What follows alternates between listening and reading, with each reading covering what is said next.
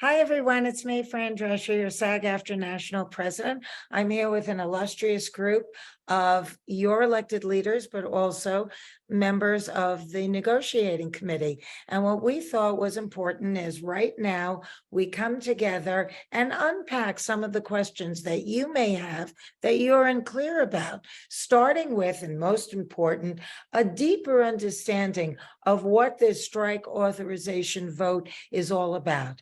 So why don't I begin by introducing you to this auspicious group of people that give their service to all of you. Okay, beginning with our National Vice President, there's Ben Whitehair. Then the president of our LA local is Jody Long. Vice President of New York local is Linda Powell. Vice President of New England is Tom Kemp. And Ray Rodriguez, our Chief Contracts Officer, and of course, our SAG-AFTRA National Director, Duncan Crabtree Ireland. Okay, so now let's get started. Just two people that I want to quickly also introduce you to are our American Sign Language interpreters. And that is Courtney Nimmership, as well as Sarah Cohen. Welcome, ladies. We're happy to have you. Okay, now we're going to start talking a little bit about this. As you know, we put a lot of time and effort into the W&W's process and then into the W&W's plenary process. Normally, it goes like, the plenary goes in like 2 days. Ours took an unprecedented 7 days. And why was that? Because it was important to all of us on the negotiating committee, as well as staff, that we are able to fully understand all the different career paths that are going to be profoundly affected by this contract. So we brought in experts from all over the country to speak specifically to their community's concerns. And that really enriched the experience for everybody on the negotiating committee, because we really had a chance to fully appreciate the experience that each individual community has and why their grievances, their concerns, their asks for the contract were so important. And we spent hours and hours and hours on this with each individual community of career path that's affected by this contract.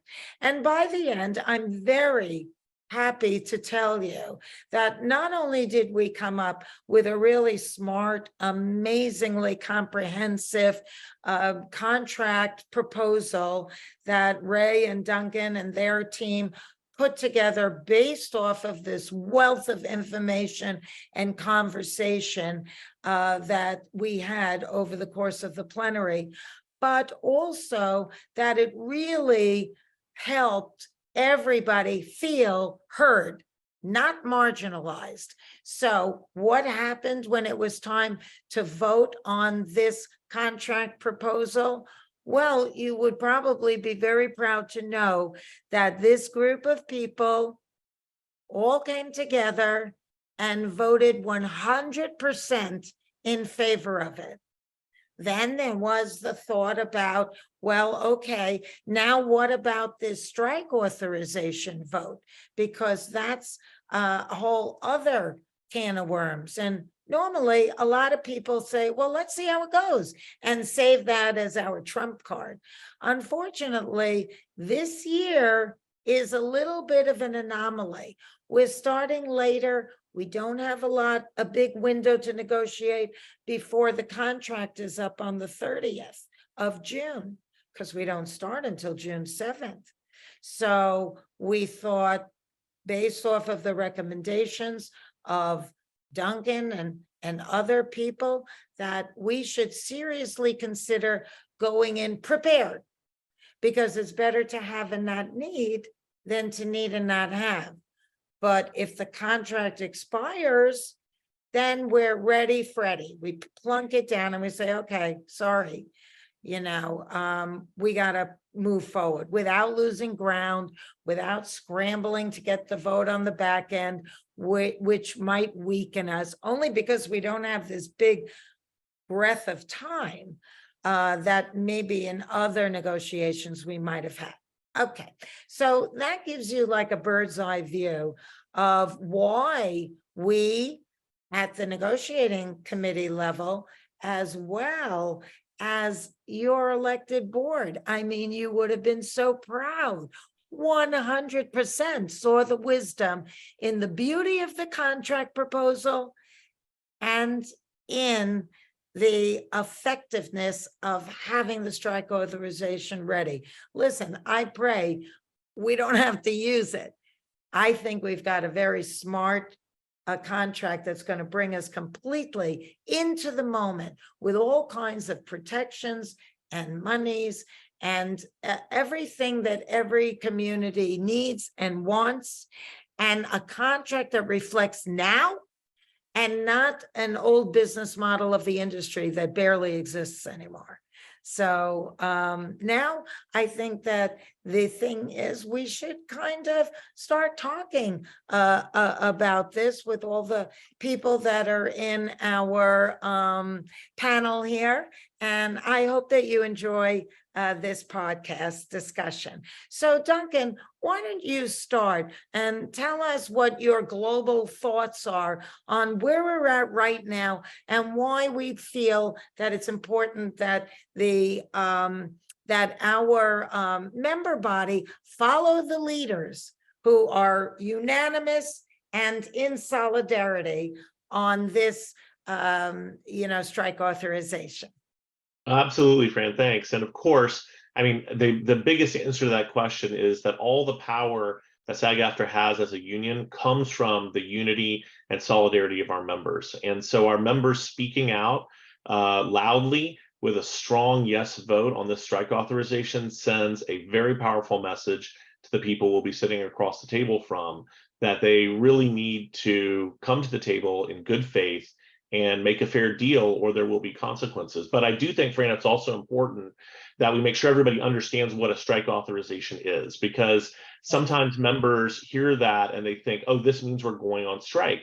But that's not what a strike authorization is. So strike authorization doesn't mean a strike is going to happen. It means that you're trusting your leadership to go on strike if circumstances demand it, if the companies don't come to the table and make a fair deal for actors. And in fact, in this strategic environment, the environment that we find ourselves in, I believe that having that strike authorization going in actually gives us the best chance to avoid a strike, because it sends that signal of strength and support and solidarity from our members that gives us the best possible chance to make a deal, a fair deal, an acceptable, exciting deal within the 3 weeks and 2 days that we have to bargain with the AMPTP. So it's really important that our members understand a strike authorization is about sending a signal of power and support and solidarity and unity. It's not about going on strike. That is a decision that would be made at a later time.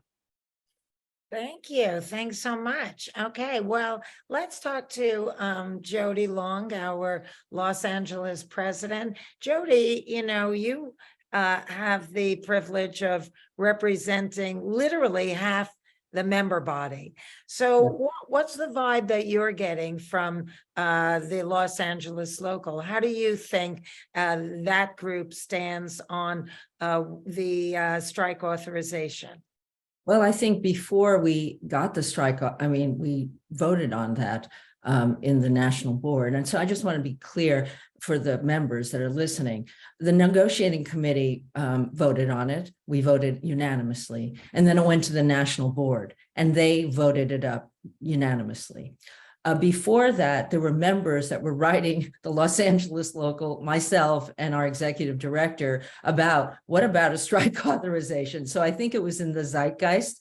So, but I think that the most important thing is that you have seen the negotiating committee being solidly in support of it, the national board, and what we're asking our members is to support this. And as Duncan said, it is not for a strike at this point. And so many members have come to me saying, what does this mean? Is it going to be striking? I'm not going to work. And I was like, no, this is not what it means. It means that you're giving us some leverage and a big stick to walk in with. So I do feel that Los Angeles has already started moving towards this direction before we had the national board sign off on it. Before, I mean, we never talked about it, right? So it was just in the air. So. Well, thank you for that. And, I think that it's important also that everybody understand that what makes this really unique is that it's getting 100% support. So it's not like one group, it's kind of very divided, but one kind of outnumbered it enough to move forward and present it to the member body. No. Everybody across the boards, across parties, across the nation, who are your elected officials, as well as the negotiating committee, all said, yes, let's do this. This makes sense. This is the one. This is the seminal negotiation so that, we move into the future and leave the past behind. Let's hear what Linda Powell has to say about all this. What do you think makes this different from other ones? Why is everybody 100% on board with this, even though sometimes you're dealing with, different groups within the union that may feel more conservative, or, what do you think makes this one different from all others? I think it's some of the things you said, Fran, about the time we're in, the timing that we have going into this negotiation. I think it says a lot about the time we find ourselves in as an industry and the disruption that's been caused by the streaming model that we've all been dealing with over the past few cycles, but it's really come to a head right now. You see that with the Writers Guild, you see that with the Directors Guild, you see that with us. I think it's why you see so much unity between the unions in this cycle of negotiations. We've all are dealing with contracts that were created on 3 networks and some movie studios. And we need to have the leverage to force the studios to make real structural changes. And I think the Writers Guild New York is a real Writers Guild East strength town. So our members in New York have been really out talking with Writers Guild members, picketing with Writers Guild members. And I think it's engaged our membership in a way. So they're really paying attention to issues in a way that I think is good for us going into our negotiation, because our members are awake, our members are engaged, and our members understand the issues pretty well. We're not telling them anything they don't know already. Thanks, Linda. And now let's hear from Ben Whitehair, my VP and your National Vice President. Ben, you're always very involved with communications and stuff. You're the chair of the Communications Committee. And I'm just curious to know from your perspective, how do you think we can really get the messaging out?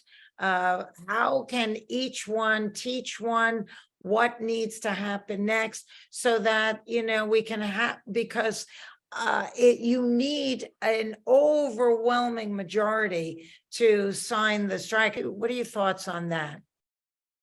Yeah, thank you, Fran. I think there's a couple key pieces that I would love for members to be aware of. The first of which is that we are all very much in this together, and with over 160,000 members, the more conversations that people can have with your fellow union members, making sure that you're informed. Obviously, that's why we're doing this here today.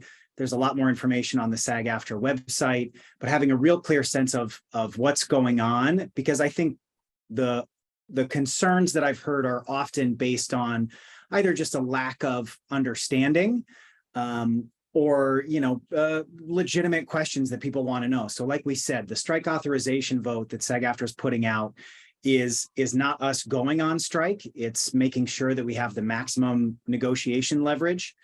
And I think, as the union has put out, the key issues that we've been hearing, certainly for the last couple of years in the W&W process, the wages and working conditions, where we were hearing from members on the ground, I think there's a lot of shared solidarity around, really 4 key issues. We have economic fairness. We've seen the wage compression that's happened, inflation, these other pieces to make sure that, our members are getting compensated fairly. There's the issue around residuals, particularly around the streamers, and making sure that our members are receiving fair residuals for the work that we're doing. I know that pretty much every member I talk to is concerned about AI. I want the members to know that SAG-AFTRA has been at the forefront of this issue. As an example, we've had a presence at CES, the Consumer Electronics Show, where the top, technology gets released every year. SAG-AFTRA has been there for over 2 decades and have been tracking this issue. Other unions come to SAG-AFTRA and say, hey, we know that you have your finger on the pulse here. What are we doing? And check out the other PTEOE that we did the other week around AI, but it's an incredibly important issue. And of course, I hear from members every day around making sure that we have meaningful regulations around self-tapes, right? So these are all issues that I think our members can get behind, and that you can know as a member that our negotiators, our negotiating team are there to fight for lots of things, but not the least of which being those key issues. And I think the other piece that's come up that I've heard some misinformation around that I want people to know, as you see or hear now, there's not only the negotiating team of SAG-AFTRA members, but we also have a staff.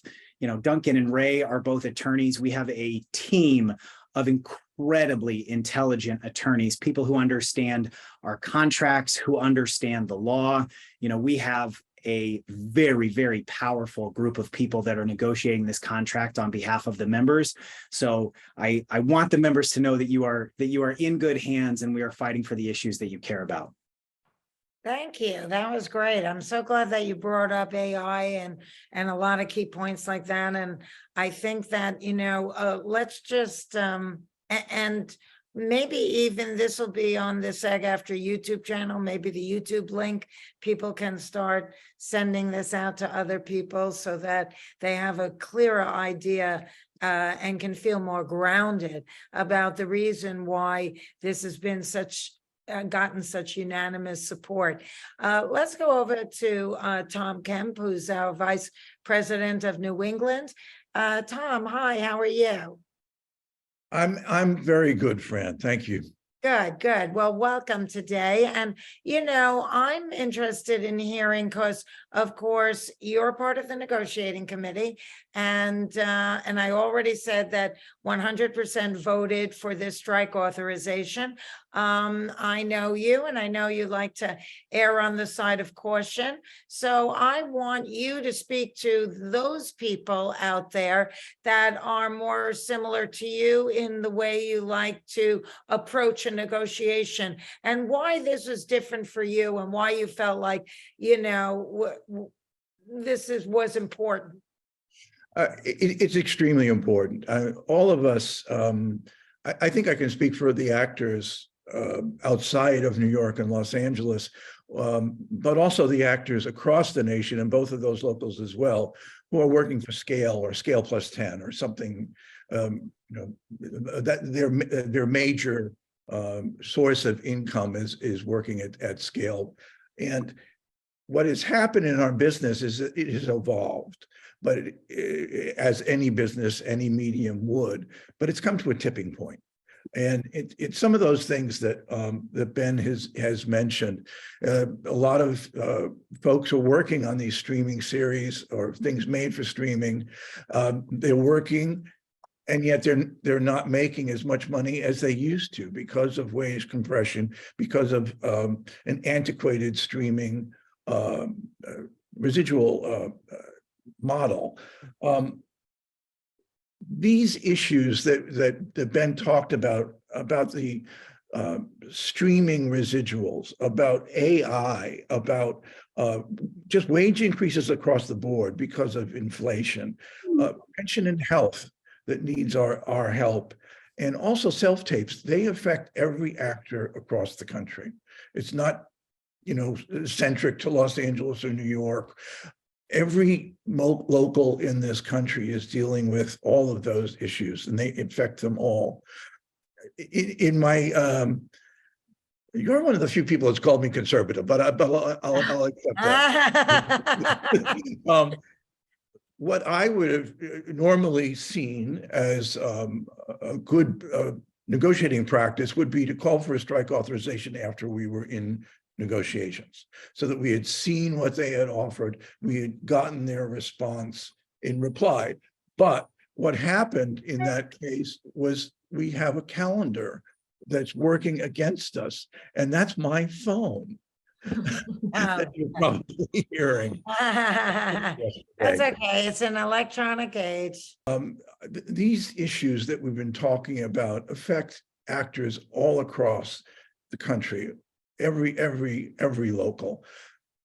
I would be probably more inclined to call for a strike authorization after we've seen their reply to ours, after we see what they have offered across the table. But the calendar dictates we don't do that this time. There is no way that we have the time to do that. We've also seen that the writers have reached, have not gotten the progress that they wanted on some of the same issues that we have. And so therefore, I think we definitely do need to go into this negotiation with a strike authorization in hand. Now, in the locals outside of New York and Los Angeles, where there is not a lot of Writers Guild activity, people have got to be educated about why the need for this. They've been suffering, but they have not been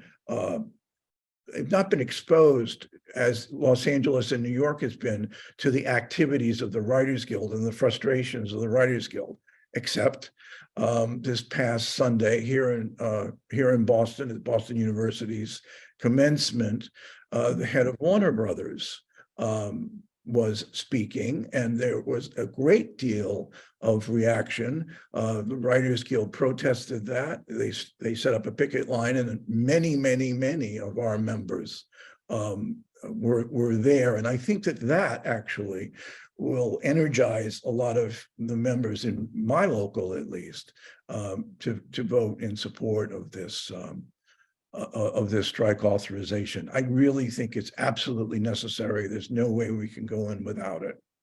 Great. Thank you so much. That will be very meaningful coming from you for some of the mids and smalls. And so thank you for that. Let's go over to Ray Rodriguez, our chief contract person. Ray, I'm curious to know if you could kind of put into a capsule, why is AI becoming such a threat? Why is it something that everybody is talking about? And why is this the negotiation to, do or die?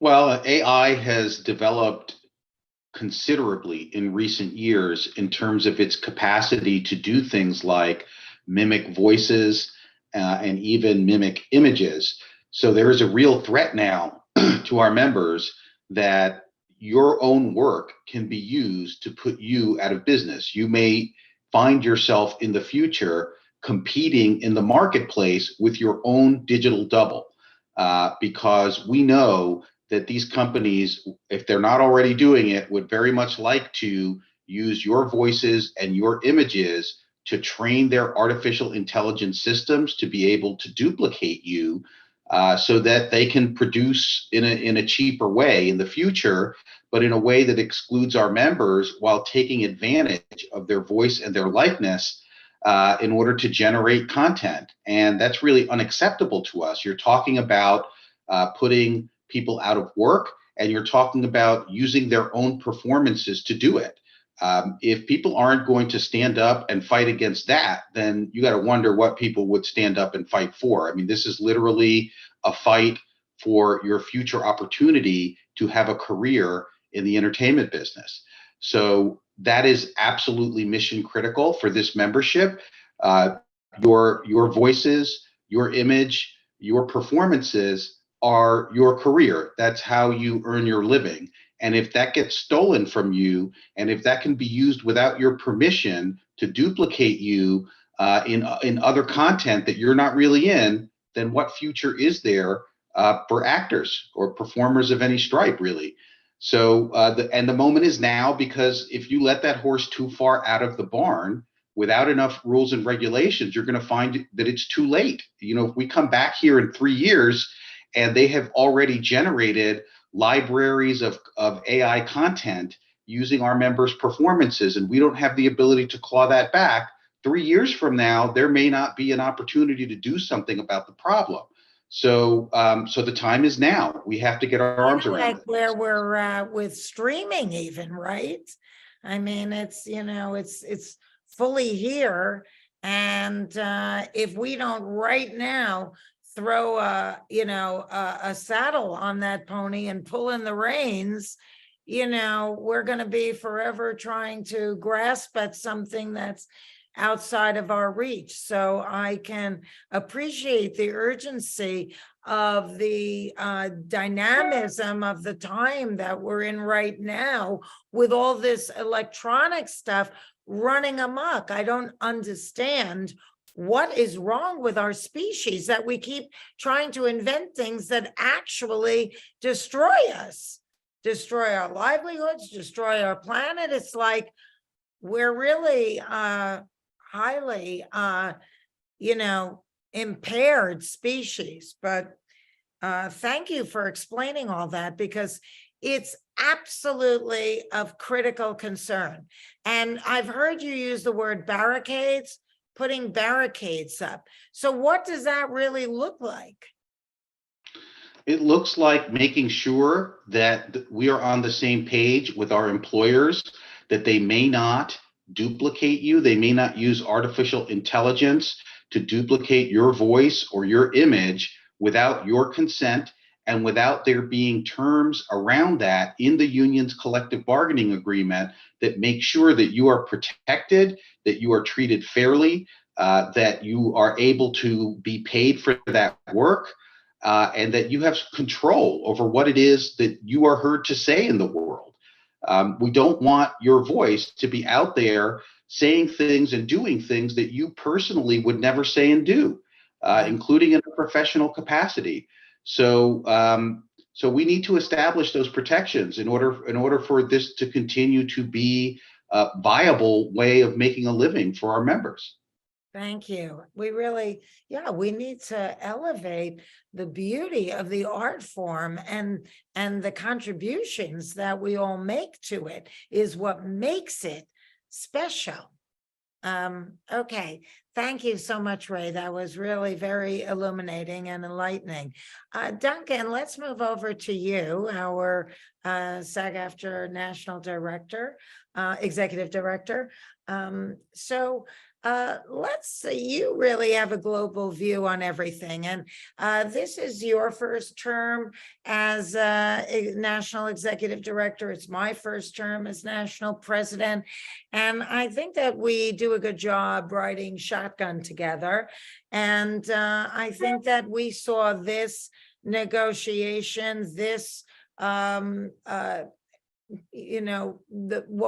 was the contract negotiations as seminal. This is, really the turning point, as Tom said. So can you kind of help us with that? What makes this so important? Why is what we want to do we consider seminal? How can we, put into some kind of safe language so we're not giving away anything, because our whole MO is strategy and surprise. But tell us what you can that gives all of our viewers a more of a enriched idea of what this is, as we move with 100% support from both the negotiating committee and the national board. That is making everybody so excited, so unified, in such solidarity. Thanks, Fran. Yeah, I mean, well, I think it's a few things. Number one, this is a unique moment in time, and I think other people have hinted at this and referenced it, but we are at a moment right now where our members are highly engaged. There is a broad-based recognition that the changes that the industry has made are really only for their own benefit and have not resulted in the kind of benefits that should be provided to the creative talent in our industry. And so it's like they've changed the whole business model to suit themselves, but they've left the labor part of the business model in the 1970s.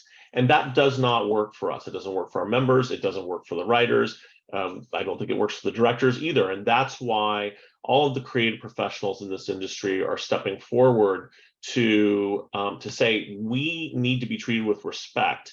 In addition to that, there is a moment in the labor movement that's been happening now for a couple of years. I don't think anybody could deny it, that where workers, all types of workers, creative workers, other sector workers, everybody sort of recognizes that we have to stand up and stand together and not let giant corporations just take whatever they want. This is collective bargaining. There is a opportunity for us to come to the table and say, this is what needs to happen in order for SAG-AFTRA members to be treated fairly. And I think there's a huge energy around that. And I think right now, there is an opportunity for collaboration between the unions in this industry, certainly the Directors Guild and Writers Guild, also the IA, also the Teamsters and the basic crafts unions. There is unity and synergy between all of these unions right now. We've worked together more closely than ever before in preparing for this negotiation. Having said that, like you said, Fran, it would be great if we could just walk through the entire proposal package right now. But one of the things that we have to do is go into this negotiation in a strategic way to make sure that we can get everything out of the employers that we possibly can, and revealing all of our proposals to them, because undoubtedly some of them are going to be finding a way to watch this live stream too. Would just give them time to prepare to try and counteract what we're going to put on the table. That's why you have a national board and an amazing committee of negotiating parties here who are doing that on behalf of the membership, from the perspective of the membership. But we can say some of the major issues that we know are really important, members, we've talked about here. AI for sure is one of them.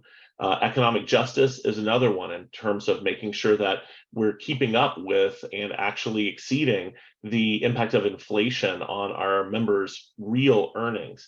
Talking about making sure our benefit plans are secure and that those benefit plans are moving into the future with greater contributions and resources. Talking about the importance of dealing with self-tape issues, and of course, talking about residuals. There are a whole host of issues here, but another thing that I think is so valuable about them is a lot of these issues really reach across our entire membership. The impact of AI is going to be felt by every member of this union, every single one. The impact of the economic justice issues we're talking about also felt across the entire membership.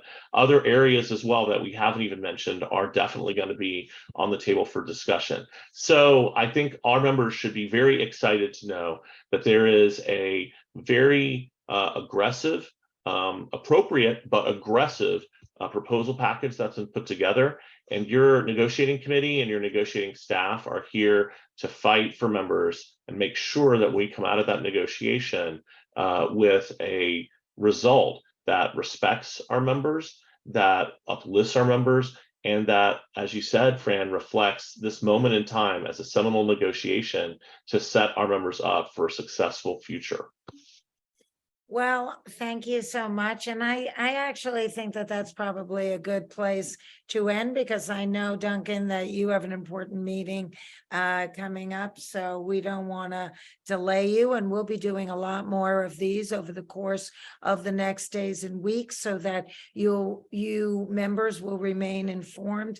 But most important, and of course, we'll be talking about self-tape. That's something I didn't get to with Jody, who's our national chair of the self self-tape committee. It's all in the package. There's a reason why it's unprecedented that everybody voted 100% in favor of the, negotiating proposal and 100% in favor of the strike authorization vote. And I encourage all of you who are watching this right now to do the same and just have trust. We're in a very healthy place. We're in a very proactive place. This is the beginning of the future as we stand on the precipice of a new dawn. And I encourage all of you to vote yes on the strike authorization.